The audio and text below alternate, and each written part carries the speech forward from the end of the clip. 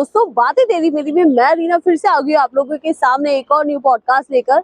वैसे तो आज के अगर पॉडकास्ट की मैं बात करती तो आप सोच रहे होंगे ये कहाँ रीना आ गई है, खुला आसमान, नो चेयर नो टेबल।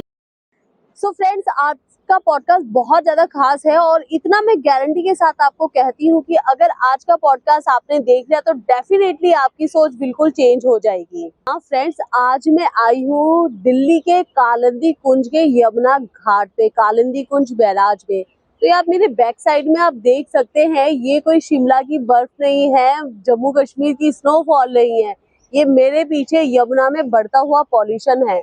तो आज का जो हमारा पॉडकास्ट है यमुना में बढ़ते हुए पॉल्यूशन के ऊपर ही है।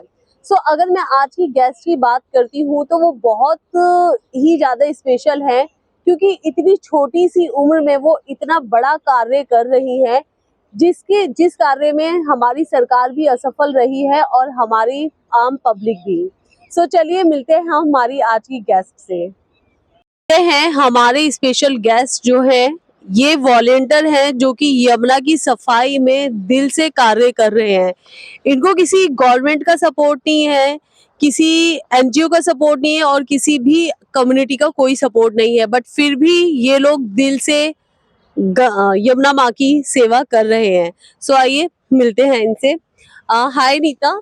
हेलो। नीता, मुझे ये बताइए कि अभी जो यहाँ पर आप साफ सफाई कर रहे हो, देख रही हूँ मैं काफी देर से आप लोग लगे हुए हैं, किस किस तरीके का आपको यहाँ से यमुना में से मटेरियल मिलता है? इस सवाल का जवाब है कि किस किस तरह का नहीं मिलता है। दरअसल यहाँ पे हर तरह का वेस्ट मिलता है। सॉलिड वेस्ट में आप प्लास्टिक ले लीजिए और आप देख ही रहे हैं, हमें मेडिकल वेस्ट मिलता है, सैनिटरी वेस्ट भी मिलता है और मैंने अभी आपको दिखाया वो बॉटल।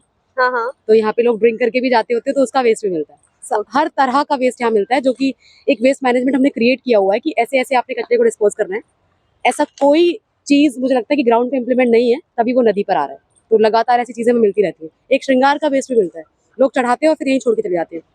अभी आपने देखा था कि वहां पर कुछ लोग कपड़े छोड़ के चले गए थे, तो इसके पीछे का कॉन्टेक्स्ट क्या है मुझे नहीं पता, लेकिन ये जरूर है कि लोग आते हैं, कपड़े छोड़कर चले जाते हैं यहाँ पर। तो तो मतलब आप ये कहना चाहते हो कि जो लोगों की आस्था है, क्या वो आस्था ही हमारी पॉल्यूशन का या यमुना गंगा के पॉल्यूशन का बिग रीजन है? मैं ऐसा तो नहीं कहूंगी, लोगों की आस्था समस्या नहीं है। दरअसल आस्था में एक सजगता होनी चाहिए, समस्या वो है क्या हम अपनी आस्था के प्रति सजग हैं। जैसे अभी आप हमने जब हम पूजा करते हैं या हम सोचते हैं कि हम एक अच्छा कर्म करने जा रहे हैं, तो हमने जो किया उसका रिजल्ट क्या होगा, हमें ये भी सोचना चाहिए। जैसे अभी कोई यहाँ पर नहाने आया और वो यहाँ कपड़े छोड़कर चला गया, तो क्या उसने ये सोचा कि नदी पर उन कपड़ों का क्या होगा, या हम ये सोच रहे कि हमारे अकेले करने से क्या होगा। एक व्यक्ति आया, कपड़े छोड़ के चला गया। सिर्फ प्रॉब्लम ये है कि वो एक व्यक्ति ऐसा नहीं कर रहा है, ऐसे करोड़ों लोग हैं और वो करोड़ों लोगों को नदी नहीं संभाल सकती। तो आप लगातार कपड़े छोड़ के चले जाइए, श्रृंगार छोड़ के चले जाइए। दरअसल वो आस्था नहीं है, वो अंधविश्वास है। तो आस्था और अंधविश्वास में एक अंतर है जो लोगों को समझना पड़ेगा कि आप जो कर रहे हैं, आपने एक पॉजिटिव इम्पैक्ट लाने के लिए किया था। आप पूजा भी कर रहे हैं या आप कोई भी काम करने जा रहे हैं, आप सोचते हैं कि उससे कुछ अच्छा होगा। अगर उससे ये कंडीशन हो रही है तो वो अच्छा तो नहीं है, वो आपकी आस्था तो नहीं है कम से कम। तो आपको समझना होगा, एक सजगता लानी होगी आप जो कर रहे हैं उसके लिए। बट अगर मैं बात करती हूँ कि आस्था की, तो ये तो पीढ़ी दर पीढ़ी चलता आया है एंड बहुत इजी नहीं है लोगों के मन से वो चीज को दूर करना। तो आपको इसमें कौन कौन से चैलेंजेस आपको फेस करने पड़ते हैं, या आप कितना स्ट्रगल कर रहे हैं लोगों को ये समझाने के लिए कि आस्था को परे रखकर थोड़ी सी इसकी भी सफाई की ध्यान दे ले? पीढ़ी दर पीढ़ी वाली जो बात आपने कही उसके बारे में मैं कहूंगी कि अगर हम थोड़ा पीछे जाएं तो हम ये पाएंगे कि हमारे थोड़े मतलब बड़े लोग जो हैं उनके पास इतने पैसे नहीं थे कि वो बार बार कपड़े खरीद पाए। तो जिस तरह डेवलप हुआ है हम कपड़ों के मामले में, पहले लोग एक या दो साड़ी पहनते थे। मैं अपनी नानी की बात करूँ या किस, तो एक आपने पहनी फिर आपने दूसरी पहननी है, तो वो लोग यहाँ छोड़कर नहीं जाएंगे कपड़ा। तो ये पीढ़ी दर पीढ़ी का मामला नहीं है, ये बदला है मार्केट की वजह से। हम इनडायरेक्टली मार्केट से जुड़ गए हैं। वो छोटी छोटी पैकेट्स जिसमें श्रृंगार आता है, छोटे छोटे वो शीशे, वो चढ़ाने का क्या मतलब है। इससे पहले भी मूर्तियां बनती रही हैं, चढ़ती रही हैं। मैं कभी किसी कला विरोधी मैं नहीं बात करूंगी कि आप मूर्तिकारों का काम ही बंद कर दे, लेकिन उसे बदलने की जरूरत है। आज से पहले जब मूर्तियां बनती थी तो सिर्फ मिट्टी की बनती थी, तो जब वो मिट्टी आप यहाँ पर लाएंगे तो ऑब्वियसली पानी में मिलकर वो बिल्कुल घुल जाएगी, खत्म हो जाएगी। बिल्कुल। लेकिन अब हमने मटेरियल चेंज कर दिया मूर्ति बनाने का। आप पीओपी इस्तेमाल कर रहे हैं, आप प्लास्टिक इस्तेमाल कर रहे हैं, आप अलग अलग तरह की चीजें इस्तेमाल कर रहे हैं, तो वो यहाँ आके डिकम्पोज तो ऑब्वियसली नहीं होंगी, जिसकी वजह से आपको ऐसा कचरा नजर आता है। बट अगर इसमें देखा जाए तो गवर्नमेंट भी इसमें थोड़ा सा इन्वॉल्वमेंट तो कर ही सकती है ना, कि अगर वो प्लास्टर ऑफ पेरिस को बैन ही कर दे कि इससे कोई मूर्ति ही नहीं बनाई जाए, तो आपको क्या लगता है ये थोड़ा सा हेल्पफुल रहेगा? मैं ये कहना चाहूंगी कि न सिर्फ सरकार बल्कि लोगों को समझना होगा कि हमारी संस्कृति का हिस्सा पीओपी नहीं रहा है। मिट्टी को हम पूजनीय मानते हैं क्योंकि उसी मिट्टी से पौधे जन्म लेते हैं और उसी पौधे से फिर हमारा जीवन चलता है। बिल्कुल। तो क्योंकि हमने हमारी पूजा का भाव एक पूजनीयता से जुड़ा हुआ है कि अच्छा हम ऐसा करेंगे तो ऐसा होगा, पवित्रता से जुड़ा है। तो सरकार पीओपी बैन करे या ना करे वो तो अलग बात होगी, लेकिन लोगों को समझना होगा क्या पीओपी हमारे कल्चर का हिस्सा रहा। जी। अब पीओपी का अपना यूज है। मैं ये कह सकती हूँ कि मूर्ति के मामले में बैन कर देना चाहिए, क्योंकि अगर वो वहाँ बैन हो जाएगा तो यहाँ ऑब्वियसली आपको दिक्कत नहीं होगी। सरकार पूरी जिम्मेदार इस चीज के लिए भी है कि जैसे हम अवेयरनेस की बात करते हैं, लोगों के अंदर एक जागरूकता लाने के लिए सरकार को बहुत बड़े बड़े कदम उठाने चाहिए। जैसे आप इस पूरे घाट पे देख पाएंगे कहीं पर भी डस्टबिन नहीं है। तो अगर आप चीजें अवेलेबल नहीं करेंगे लोगों के लिए, मैं जैसे आप एक नॉर्मल आदमी की बात करें, आम आदमी की, वो 9 to 5 काम कर रहा है, 9 to 5 छोड़िए ज्यादा ही काम कर रहा है, उसके वर्किंग आवर्स ज्यादा ही होंगे, घर से निकल रहा है वो, तो क्या इस बीच वो टाइम निकाल पाएगा कि वो वहां से कचरा उठाए और कोई आधा 1 किलोमीटर जाके दूर जाके फेंकने जाएगा? नहीं जाएगा, उसके पास इतना वक्त नहीं है। तो आप डस्टबिन उसके घर के पास क्यों नहीं? तो सेम अगर ये नदी यहाँ पर है, इस घाट पे लोग पूजा करने आ रहे हैं, तो उसकी व्यवस्था यहाँ पर क्यों नहीं? अब वो लोग यहाँ आते हैं, उनको कुछ नहीं पता है। तो अवेयरनेस के मामले में सरकार को बहुत कदम उठाने पड़ेंगे, चाहे वो इस चीज को लेकर हो, पूजा आदि सामग्री को लेकर, और चाहे हमारे नॉर्मल वेस्ट को लेकर, वेस्ट मैनेजमेंट को लेकर। लोग करेंगे, ऐसा नहीं है लोग करना नहीं चाहते, लेकिन क्योंकि इतनी व्यस्त जिंदगी है उनकी, वो दिन की रोटी के बारे में सोचते हैं कि आज कमा लें फिर कल खा ले वाले। सारी बड़ी जनता के पास आज भी नहीं है, उतने भूख के सोर्सेस पूरे करने के लिए नहीं हो रहे। तो आप उनसे ये कहिए कि अच्छा एक काम करिए, आप इस कूड़े को इकट्ठा करते रहिए, फिर आप जाइए 1 किलोमीटर दूर, वहाँ डस्टबिन मिलेगा आपको, तो वहाँ पे वो ये नहीं कर पाएंगे। सेम कंडीशन यहाँ पर है। आप देख लीजिए, क्या आपको इस घाट पर कोई डस्टबिन नजर आ रहा है? एक हम ओवरव्यू लेना चाहेंगे, फिर हम आपके पास वापस आते हैं। सो फ्रेंड्स, आप देख सकते हैं इस घाट पर मात्र ये 4 से 5 लोग हैं जो कि काम कर रहे हैं, और इनके लिए यहाँ पर कोई भी सुख सुविधा नहीं है। इवन अगर हम यहाँ तक घाट तक आने की भी बात करते हैं तो हमें भी काफी दूर से यहाँ तक आना पड़ा है, जहाँ पर पूरे रास्ते में हमें कोई व्यवस्था नहीं दिखी, कोई सिक्योरिटी नहीं दिखी, कोई नॉर्मल पर्सन भी आए तो उसके लिए आने के लिए पक्का रास्ता तक नहीं बनाया गया है। सो चलिए और आगे बातें करते हैं, ये तो चलता ही रहेगा। फ्रेंड्स, एक मैं आस्था का एक और नमूना आपको यहाँ पर दिखाना चाहूंगी। ये शेरों वाली माता की मूर्ति है, जो कि पक्की प्लास्टिक की, प्लास्टर ऑफ पेरिस है, पता नहीं क्या मटेरियल है, ये लाकर यहाँ पर ऐसे ही डाल दिया है। तो क्या जिसके घर में ये माता थी, क्या ये माता उनको उतना आशीर्वाद देंगी कि इनकी ये हालत करने के लिए कि ये ऐसे यहाँ पर जमीन पर पड़ी हुई हैं? सो ये तो बहुत कम है। आइए कुछ और बातें जानते हैं। सो नीता, मैं एक चीज जानना चाहूंगी आपसे कि अभी आपने बोला था कि जो आस्था वाली बात होती है, हम लोग आम घरों में, मोस्ट ऑफ द घरों में ये होता है कि जो भी पूजा पाठ का सामान होता है वो यहाँ पर आकर चढ़ा देते हैं, ठीक है, विसर्जन हो जाता है। आप क्या कहती है कि उस वाले सामान के लिए कोई और ऑल्टरनेटिव ऑप्शन है कि अगर लोग इसमें ना डालें? देखिए, सबसे पहले तो उस सामान की जरूरत क्या है? मतलब हम मार्केट के इतने ज्यादा प्रभाव में आ गए हैं कि हम हर चीज बाहर से खरीदेंगे। जी। तो एक तो उसकी जरूरत नहीं है, और अगर जरूरत है भी तो इस चीज को सॉल्व करने के लिए सबसे आगे आना होगा हमारे धर्म के मध्यस्थों को, कि जो पंडित हैं, जो पुरोहित हैं आदि, जब तक वो लोगों को नहीं समझाएंगे कि इसकी जगह यमुना नहीं है। अंततः आपने देवी की पूजा की, ये भी एक देवी है जिसे आप माता की संज्ञा देते हैं कि यमुना माता है।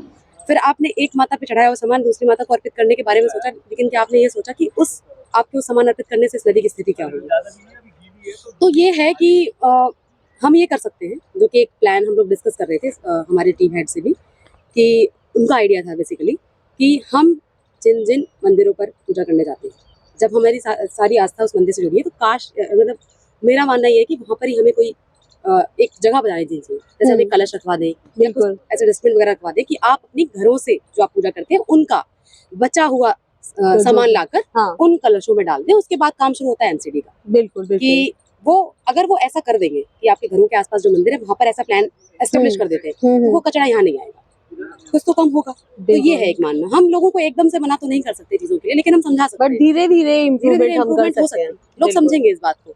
जैसे आप अभी हम देखें तो कितने सारे नारियल यहाँ पड़े हुए हैं। हाँ नारियल है, नारियल के साथ साथ माता की चुनरी है, जी इन सब का क्या मतलब है? आप इतनी छोटी छोटी चुनरी खरीद, मुझे इसका पीछे का मतलब समझ नहीं आता। उस छोटी चुनरी को बनाने का मतलब क्या है? बट आपको हम लगता है डायरेक्ट उसके लाइक मार्केट के प्रभाव में आ गए हैं कि जो कुछ मार्केट में आएगा हम सब ले लेंगे। अब आप इसके पीछे समझिए, क्या लोग यहाँ पर आके कोई मेटल चढ़ाते हैं? नहीं। तो हम वो चीज चढ़ा रहे हैं जिसकी हमें जरूरत नहीं है। जिसकी हमें बिल्कुल जरूरत है, मुझे लगता है कि मनुष्य बहुत चतुर है। और चतुर इसलिए है कि वो बिल्कुल यहाँ आकर जी जिस चीज गोल्ड का नहीं चढ़ाएगा, हाँ वो एग्जैक्टली यहाँ मैं भी गोल्ड यही नहीं पॉइंट चढ़ाएगा, बोलने वाली थी कि गोल्ड नहीं ये चढ़ाएगा। प्लास्टिक चढ़ाएगा, वो सब कुछ चढ़ाएगा जो सस्ते में आ रहा है, और सस्ते में यहाँ पर आप छोड़ दीजिए। बिल्कुल और उसका सस्ता प्रभाव आप देख ही रहे हैं कि क्या कंडीशन नदी की हो गई है। तो हम जो कर रहे हैं ना, हम समझ नहीं पा रहे कि हम कर क्या रहे हैं। हम अगर एग्जैक्टली उसका परिणाम सोचेंगे अपने दिमाग में कि हम जो करने जा रहे हैं उसका हो क्या रहा है दरअसल, तो हम सोचेंगे कि जो प्रोसेस हमने अपनाया क्या वो सही है क्या गलत। ये अच्छा, आप बता रहे थे कि यहाँ पर आप बहुत काफी लोग यहाँ पर वॉलंटियर एज इन वर्क करते हैं, सो आप बताएंगे अभी कौन कौन है? आपके टीम हेड भी आने वाले थे। आ, हम हर संडे ड्राइव करते हैं, लेकिन आज कुछ लोग क्योंकि बाहर यमुना को कवर करने गए हैं तो यहाँ नहीं आ पाए, ये ओके एक कारण रहा। बाकी हम लोग देखा जाए तो लगभग 30 मेंबर्स की एक टीम कह सकते हैं। और बाकी कुछ लोग परमानेंटली आते रहते हैं, जैसे मैं हूँ, अतुल भाई हैं, ओके तरुण जी हैं, ओके बबलू भाई हैं, इसके अलावा और भी बहुत लोग हैं। हमारी टीम हेड है पंकज कुमार, और हमारी टीम अर्थ वॉरियर के नाम से। अर्थ वॉरियर, वेरी नाइस। आपको इसमें कोई सपोर्ट अभी तक मिला है सरकार की साइड से, और देखिए, आप क्या एक्सपेक्ट करते हैं? ऐसा कभी हमने कुछ चाहा नहीं कि हमें बहुत ज़्यादा कोई सपोर्ट मिले। एक उद्देश्य है हमारा कि क्योंकि ये नदी हमसे जुड़ी हुई है, और आप अगर मुझसे पूछे तो मुझे 5 साल हो गए अब लगभग आते-आते। तो ऐसा कोई सपोर्ट हमें चाहिए नहीं। बस हम ये चाहते हैं कि सरकार जो पॉलिसीज़ बनाती है, फिर उन्हें इम्प्लीमेंट करने के बारे में जो जो भी नीति सरकार बनाती है, उसके ऊपर काम करना शुरू कर दे। हमें कुछ नहीं चाहिए। क्योंकि आप देख सकते हैं कि अगर आप देखें ज्योग्राफिकल कंडीशन के हिसाब से तो ये नदी यमुना नदी दिल्ली की लाइफलाइन है। अगर ये खत्म होगी तो दिल्ली क्या सफर करेगी? और दिल्ली खत्म हो गई है। अब अगर आप देखें ऑलमोस्ट हो तो गई है। नदी नहीं है, आपके पीछे नाला बह रहा है और आप ये झाग देख सकते हैं। वही सरकार से तो मुझे सपोर्ट दरअसल सरकार को करना ही चाहिए। सरकार हर चीज, मैं कभी आप सिविलियंस की गलती लोग कहते हैं है, मैं मानती हूँ है भी, लेकिन क्योंकि सरकार की जिम्मेदारी ज्यादा बनती है। ओके आपने डस्टबिन नहीं दिया, वो कूड़ा यहाँ फेंकेंगे। आपने नहीं समझाया, वो वैसा करेंगे। तो जो सपोर्ट हमें चाहिए दरअसल वो लोगों से भी चाहिए और सरकार से भी, लेकिन इसलिए नहीं चाहिए कि वो हमें कुछ अलग तरह से सपोर्ट करें। बट बस सपोर्ट इतना ही है, यमुना सपोर्ट सिर्फ माह हमें साफ इतना हो चाहिए जाए। कि नदियाँ देश न सिर्फ यमुना बल्कि देश भर की नदियाँ साफ हो, क्योंकि पानी आपकी जिंदगी है। बिना पानी आप सोच नहीं सकते कि आप जीवित रहेंगे, या हम ना तो हम बचेंगे ना ही कुछ और, कुछ नहीं बचेगा। आपके अंदर, आप मतलब बहुत छोटी एज है आपकी, कहाँ से आया इतना ये जो आपके अंदर आत्मा में आया कि मुझे स्वच्छ करना है यमुना को? ये कब और कब से स्टार्ट हुआ? मैं सबसे पहले शायद यहाँ पर 15 अगस्त या ऐसे 5 साल पहले लगभग आई थी। तब मैंने नहीं सोचा था कि मैं यहाँ रेगुलर आना शुरू कर दूंगी। फिर कुछ एक बार मतलब 2-3 बार मैं आई, 4 बार आई, फिर मुझे मालूम पड़ा। तब मैं नहीं समझती थी कि चीज़ें हैं क्या दरअसल। लेकिन अभी मुझे एक समझ है कि इसके पीछे का कारण क्या हो गया है और ये नदी साफ़ हो पाएगी कि नहीं। फिर जब थोड़ा पढ़ा तो पता चला कि दिल्ली की बहुत सारी कॉलोनीज़ में साफ़ पानी ही नहीं आता। आप संगम विहार चले जाइए, उनमें से हमारी कॉलोनी भी एक है। हाँ, साफ़ पानी ही नहीं आता। एक नदी हमारे शहर में बह रही है और हमारे यहाँ पानी ही नहीं। तो इसका कारण क्या है? फिर जब मैंने देखा कि कुछ एक इलाके हैं, आप यहाँ पीछे जयपुर जैसा एक गांव है, वहाँ आप संगम विहार चले जाइए। आप दिल्ली में तो ऐसी बहुत कॉलोनीज हैं, आपने वीडियोस भी देखे होंगे टीवी में, खूब आप टैप खोल रहे हैं और गंदा पानी आ रहा है। बिल्कुल। तो ये सब देखने के बाद लगा कि जब लोग पानी की तड़प से मरते हैं, टैंकर आते हैं, टैंकर के ऊपर लोग चढ़ जाते हैं, एक दूसरे को मारने पे उतारू हो जाते हैं पानी के लिए, तब मुझे लगा कि नहीं, आना तो चाहिए। और फिर एक कारण ये भी है जो मुझे आज तक कमी खलती रही है, वो ये कि आप एक रेशियो देख पाएंगे विमेंस का। मतलब मैं शुरू में आती तो मैं देखती थी कि लड़कियां आती तो हैं, लेकिन परमानेंटली कोई नहीं आ सकता, क्योंकि हमारे पास हमारा जीवन वैसा है और आज भी हम कितने फ्री हो पाए एक सवाल है। तो अभी भी आप रेशियो अगर देखेंगे तो मैं हूँ, मेरी टीम में मेरी सिस्टर है और 1-2 लड़कियाँ और हैं। तो ये रेशियो हमेशा 30:4 और 30:1 का बना रहता है। लड़कियाँ इतनी कम हैं, तो विमेंस को आना तो पड़ेगा। फिर जैसे आप आई हैं, जैसे मैं आई हूँ, मैं ये चाहती हूँ कि विमेंस जब तक नहीं बढ़ेंगी, क्योंकि विमेंस के पास एक मुझे लगता है कि एक पावर पावर होती है चेंज करने के लिए। की, क्योंकि वो सिर्फ अपने बारे में नहीं सोचती। मुझे ऐसा जी, लगता है ये बिल्कुल। नदी भी मेरी है, परिवार भी मेरा है, संसार भी मेरा ही है, ऐसा मान के मैं चल लेती हूँ। तो मुझे लगता है कि हर दूसरा व्यक्ति जो सफर कर रहा है, अगर मैं हेल्प कर सकती हूँ उसकी किसी भी तरह, तो मैं करना चाहूंगी। और तो कुछ खास नहीं, बाकी क्योंकि एक ये कह सकते हैं कि मेरी मदर ने मुझे बहुत सपोर्ट किया।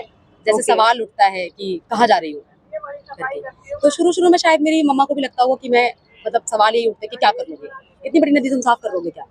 लेकिन ये एक थॉट है जो मैंने अपने परिवार में डेवलप किया, या मेरे पापा भी यहाँ पर एक बार आए थे, तो मेरी मदर अब खुद कहती है कि संडे है आज तुम जाओगी नहीं।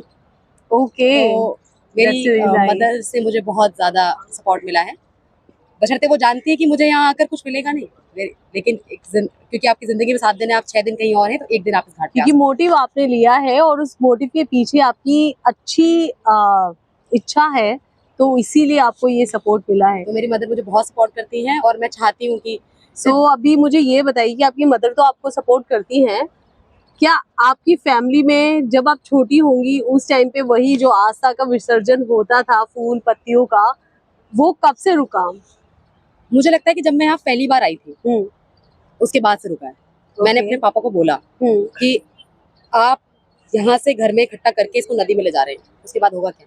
और मुझे अच्छा लगता है कि जब हम अपने परिवारों को समझाते हैं, आप रिजल्ट दिखाइए उनको लाकर। जैसे आप मतलब लोग बोलते हैं मुझे आकर कि पेरेंट्स नहीं समझेंगे या बड़े लोग नहीं समझते, उनको तो ऐसा करना ही है।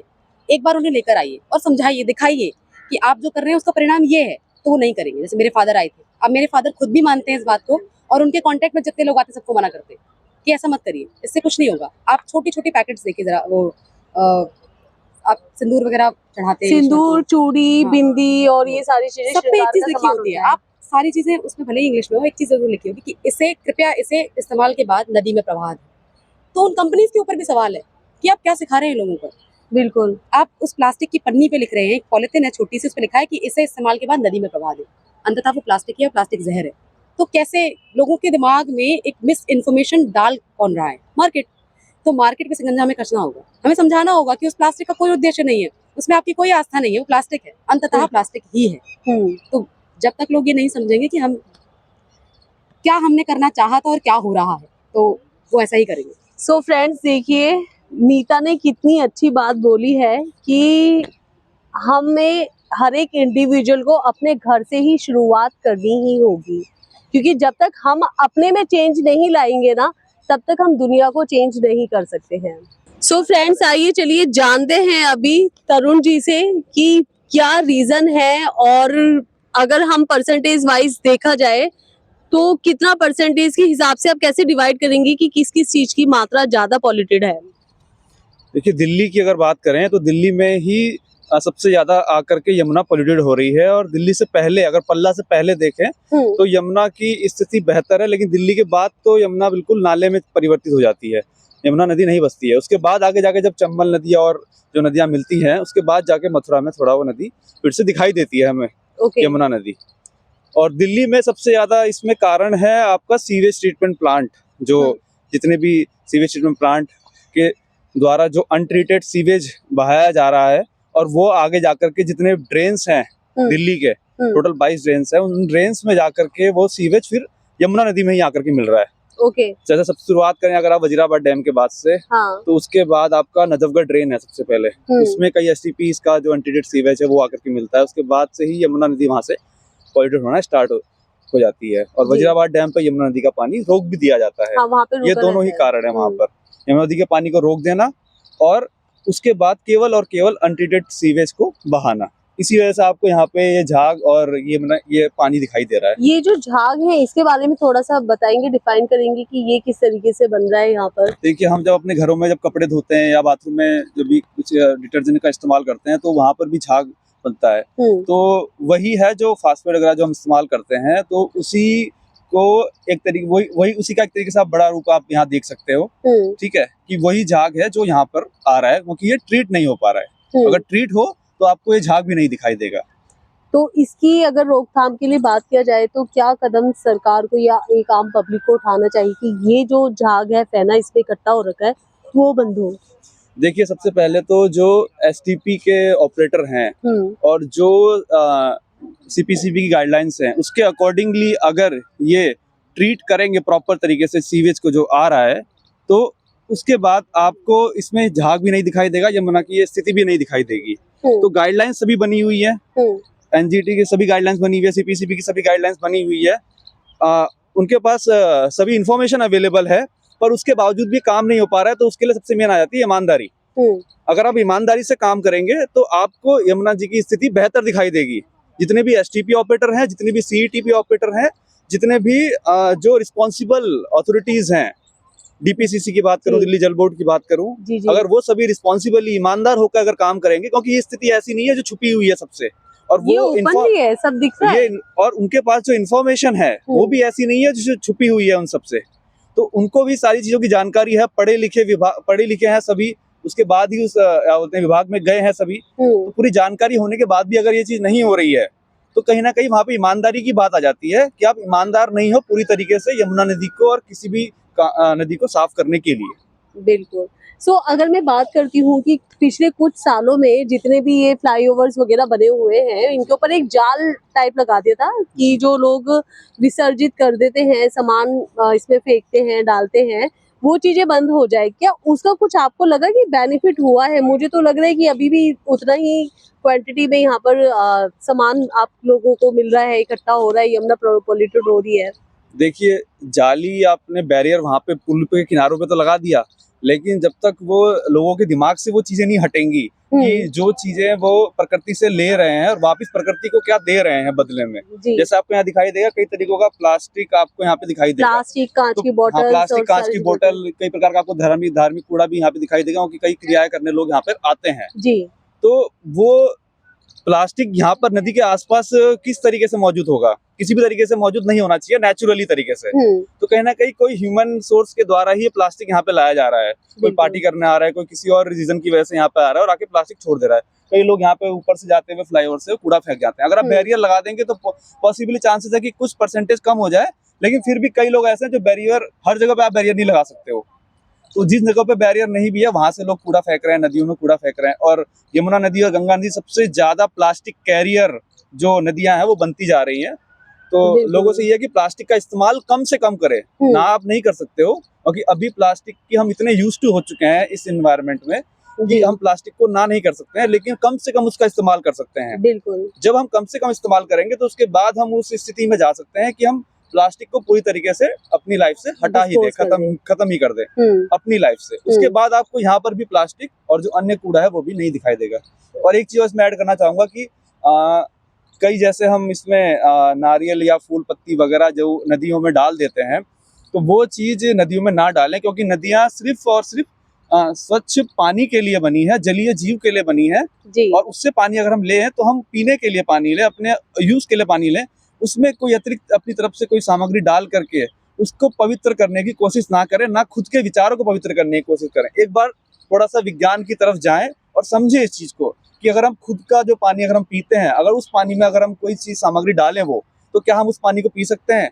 क्या उसके बाद उस पानी में कोई जलीय जीव जंतु जीवित रह सकता है? अगर नहीं रह सकता है तो सोचे इस बारे में कि हम क्या कर रहे हैं। ये बहुत सही बात आपने बोली है और मैं टोटली एग्री भी करूंगी। मैं यहाँ पर थोड़ी देर पहले देख रही थी कि बहुत सारी गाय और डॉग्स वगैरह भी यहाँ पर घूम रहे थे, तो उनके लिए कितना हार्मफुल है, वो इसी किनारे पर है, इसी पानी को पीते होंगे, तो उनके लिए कितना ये हार्मफुल रहेगा, ये हमारी पब्लिक को थोड़ा सा देखिए। उनके लिए तो एक तरीके से ये मजबूरी है ये पानी पीना, क्योंकि उनके पास वो संसाधन उपलब्ध नहीं है जो हमारे पास है। तो वह तो आपको कई बार दिखाई देंगे कि पानी पी रहे हैं, लेकिन पानी के पीने के बाद उनकी तबीयत खराब हो जाती है, कई जानवर मर भी जाते हैं, कई प्यास की वजह से मर जाते हैं। अभी आपको गर्मी आने वाली है तो दिल्ली में खबर सुनाई देगी कि कई पक्षी प्यास की वजह से आपको तड़पते हुए मरते हुए दिखाई दिए। बट यमुना का ये हाल होगा अगर हाँ, जो पानी उपलब्ध है उनके लिए, वो पानी अगर नाले में परिवर्तित हो जाएगा तो वो पशु जीवित कैसे रहेंगे? बिल्कुल। उनके जीवित रहने की कोई भी उम्मीद किसी भी इंसान के अंदर नहीं होनी चाहिए जब तक वो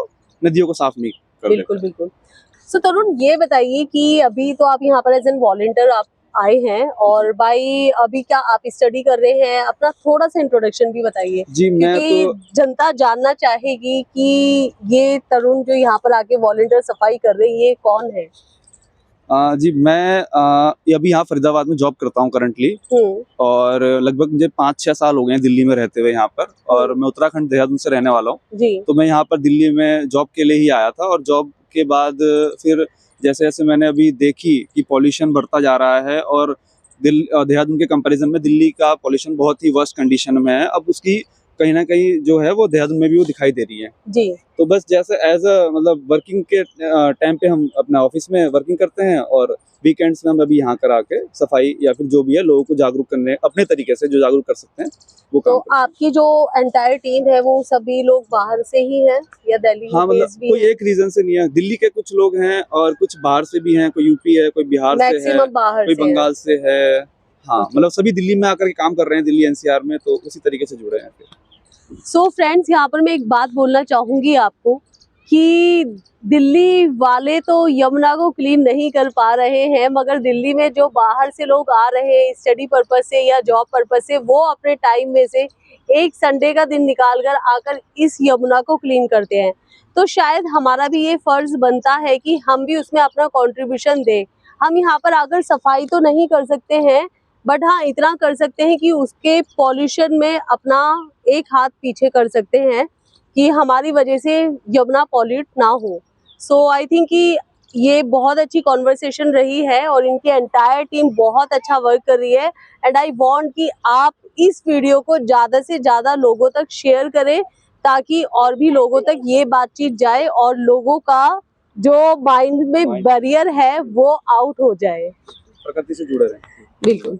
so thank you so much. So friends, देखिए नीता अभी बहुत अच्छा सामान निकाल कर लेकर आई है। ये शायद चढ़ावा है या हमारी साइड से गिफ्ट है हमारी यमुना को।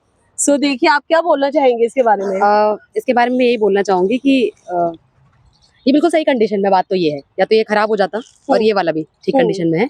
तो अगर आपने इसे जरूरत नहीं थी आपको इसकी, तो आप इसे जोड़े में बांध कर फेंकते, जैसे हम इसे किसी नीडी को दे देते। इस जूते का नदी क्या करेगी? और ऐसे ही कचरा बढ़ता रहा। आप देख पाएंगे कि इससे पहले मैंने एक बार, शायद आज से 1-1.5 महीने पहले, ठंड के लगभग, मैंने लगभग यहाँ से 20 पेयर निकाले होंगे, उससे ज्यादा। By God. तो ऐसा कचरा भी नदी में ही आता है। आप जो भी इस्तेमाल कर रहे हैं जीवन में, उसके बारे में सोचिए, क्या वो नदी में तो नहीं जा रहा? आपके कपड़ों से लेकर आपके जूते, फूल, शराब की बोतल, मेडिकल वेस्ट, दवाइयाँ, इंजेक्शन, यहाँ तक कि मुझे लगता है कुछ ऐसा बचा नहीं है जो नदी पर ना आता। मैंने सब देख लिया है। अब वहाँ देखिए, वो लोग चुनरी और कुछ फूल और बतासे चढ़ाते गए, तो उस कचड़े को वहाँ रखने की जरूरत क्या है? बिल्कुल। सो फ्रेंड्स, आपको मैं ये बता दूं कि यहाँ पर खड़ा होना वाकई में ही बहुत ज़्यादा मुश्किल है, क्योंकि जो पीछे फैना इकट्ठा हो रखा है, इसमें से जो गैस आउट हो रही है, मुझे लिटरली यहाँ पर ब्रीथ करने में भी बहुत प्रॉब्लम हो रही है। तो जब मुझे इतना प्रॉब्लम हो रही है, तो ये लोग जो यहाँ पर आके वॉलंटियर एज एन यहाँ पर आकर क्लीनिंग कर रहे हैं, तो इनके लिए सीरियसली एक सैल्यूट तो बनता है। सो पूरी एंटायर टीम के लिए।